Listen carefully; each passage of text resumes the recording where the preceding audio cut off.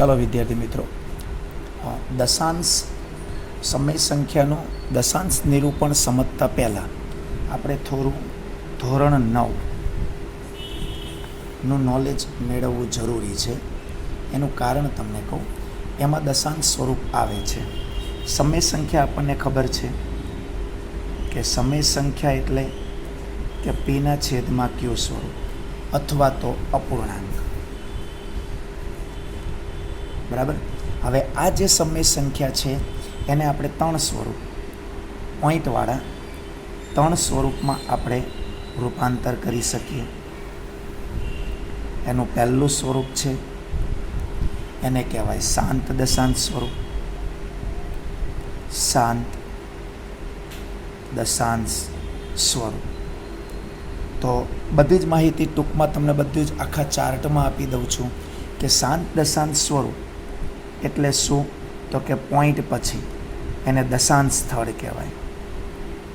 દશાંશ સ્થળ એટલે પોઈન્ટ. બરાબર. પોઈન્ટ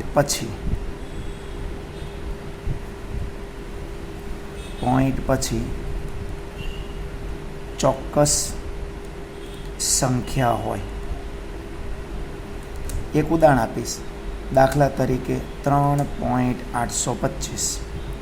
તો અહીંયા પોઈન્ટ પછી 3 જ સંખ્યા છે, 825, દેટ્સ ઓલ. એટલે એને શાંત દશાંશ સ્વરૂપ કહેવાય. મળે ક્યારે? ખાસ ધ્યાન આપજો. તો જ્યારે સમય સંખ્યાના છેદના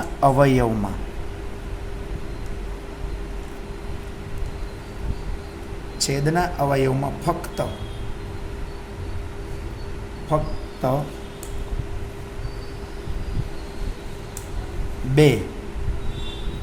અને 5 હોય ત્યારે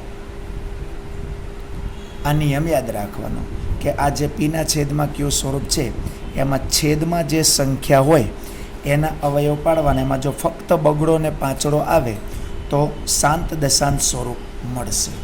પછી બીજું આવશે. બીજું સ્વરૂપ છે અનંત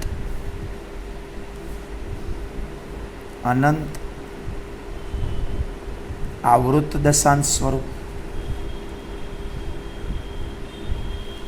તો અનંત આવૃતમાં શું થશે? એમાં દશાંશ સ્થળ એટલે પોઈન્ટ પછી ચોક્કસ સંખ્યા પુનરાવર્તિત થાય. એને અનંત આવૃત કહેવાય. દાખલા તરીકે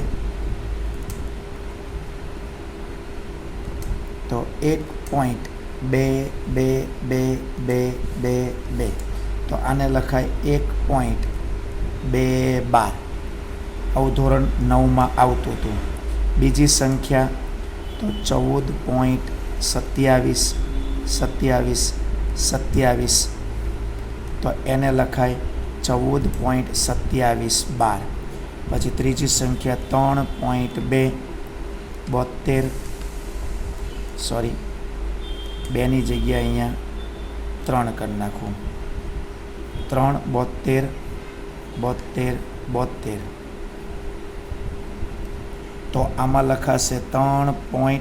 તગડો રિપીટ થતો નથી તો તગડો એમને એમ, અને 72 રિપીટ થાય છે એટલે 7212.